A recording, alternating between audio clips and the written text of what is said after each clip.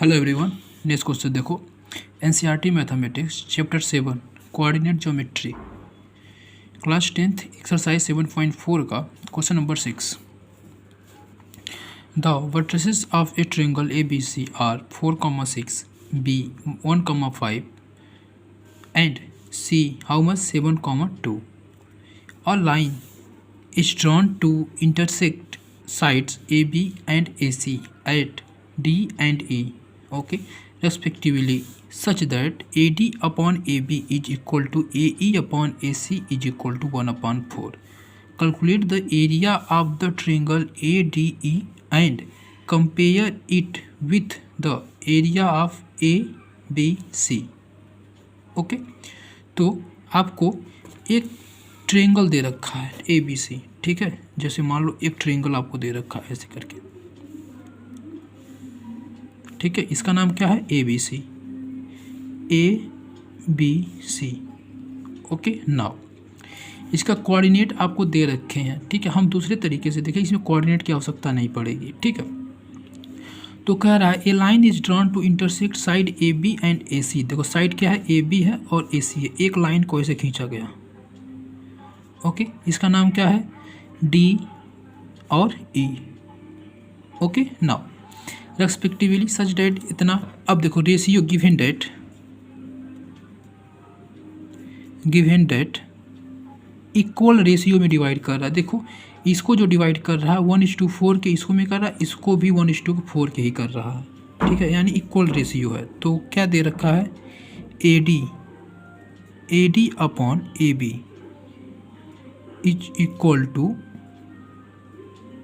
AE upon AC that is equal to 1/4, ठीक है। ये रेशियो इसका और इसका और इसका, ठीक है। यहाँ से यहाँ तक का रेशियो और यहाँ से यहाँ तक का रेशियो, यहाँ से यहाँ तक का रेशियो, यहाँ से यहाँ तक का रेशियो कितना है 1/4, okay.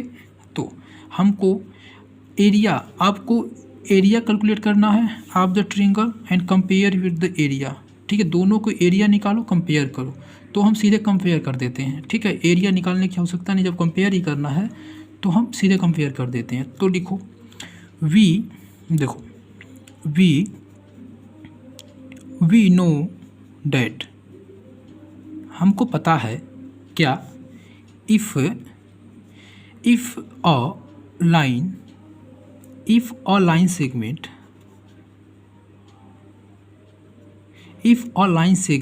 In a triangle, if a line segment in a triangle divides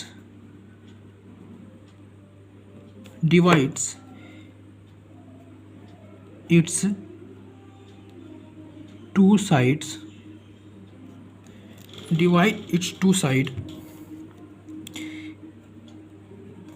in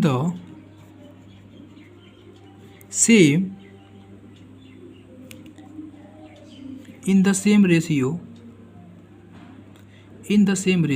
then हम क्या बोल सकते हैं, ए लाइन इसके पैरेलल होगा। और जो कोई लाइन ऐसे खींची जाए और इसको सेम रेशियो में डिवाइड करे तो ए लाइन इसके पैरेलल होगा, ठीक है। तो हम क्या लिख सकते हैं, हम लिख सकते हैं DE, okay, parallel to BC। देखो DE पैरेलल टू BC। अब क्या करना आपको, देखो in triangle ADE and triangle ABC, आप ADE इस छोटे वाले ट्रायंगल में और ABC बड़े वाले ट्रायंगल में देखो क्या करोगे। देखो angle A is equal to angle A, क्योंकि सर ये क्या है, कॉमन है। क्यों कॉमन है, देखो ADE में भी A वाला एंगल आ रहा है और AB और C इसमें भी ये एंगल आ रहा है, तो ये क्या है, कॉमन है। तो हमने कॉमन लिख दिया। अब देखो जब ये दोनों लाइन पैरेलल हैं तो ए एंगल इसके इक्वल होगा, क्योंकि क्या होगा, करस्पॉन्डिंग एंगल होंगे।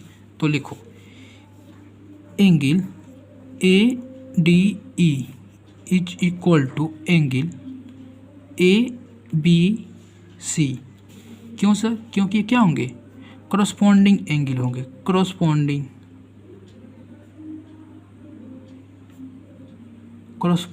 एंगल्स होंगे। ओके, जब ये करस्पॉन्डिंग एंगल्स हो जाएंगे तो हम क्या लिख सकते हैं? Triangle A D E similar to triangle A B C. कैसे? From a side angle criteria, CRITERIA, from angle criteria. Okay, तब जब दोनों ट्रायंगल आपको सिमिलर हो गए तो एक प्रॉपर्टी होती है। क्या सर? देखो, area of triangle ADE upon area of triangle ABC, जो रेशियो होता है उनका जो साइड जिनके उन्होंने डिवाइड किया है, ठीक है, इनका जो डिवाइड किया है इसके स्क्वायर के इक्वल होता है। ठीक है, इसमें इसका साइन इसके देखो ADB में AD के करस्पॉन्डिंग साइन कौन होगा? AB। ठीक है, तो और इसमें AE के AC। ठीक है, तो इनका उसके स्क्वायर के इक्वल होगा। तो हम लिखेंगे कि AD अपॉन AB के स्क्वायर के इक्वल होगा। Okay, simple. या फिर इसी को ऐसे भी लिख दो, AE अपॉन, ये देखो, AE अपॉन AC। ठीक है, AE अपॉन AC, तो आप लिखो AE अपॉन AC के स्क्वायर की इक्वल होगा। अब किसी एक का वैल्यू रख दो, तो जब आप वैल्यू रखोगे तो AD अपॉन AB की वैल्यू कितनी दे रखी है? देखो, AD अपॉन AB की वैल्यू AE अपॉन AC को 1/4 दे रखी है, तो आप इसकी जगह 1/4 पुट कर दो। जैसे ही आप 1/4 यहाँ पुट करोगे तो कितना हो जाएगा? 1/4 का होल स्क्वायर हो जाएगा। Okay, it means answer will be 1/16। Okay, तो आपको क्या मिला? ठीक है, जो आंसर मिला, ठीक है, area of triangle ADE upon area of triangle ADABC is equal to 1/16। ठीक है, ये आपका उसका रेशियो मिल गया। आपने कंपेयर कर लिया कि अगर उसका एक पार्ट होगा, कितना होगा? एक पार्ट होगा। ओके, या फिर तो आप ऐसे भी बोल सकते हो, एरिया किसका?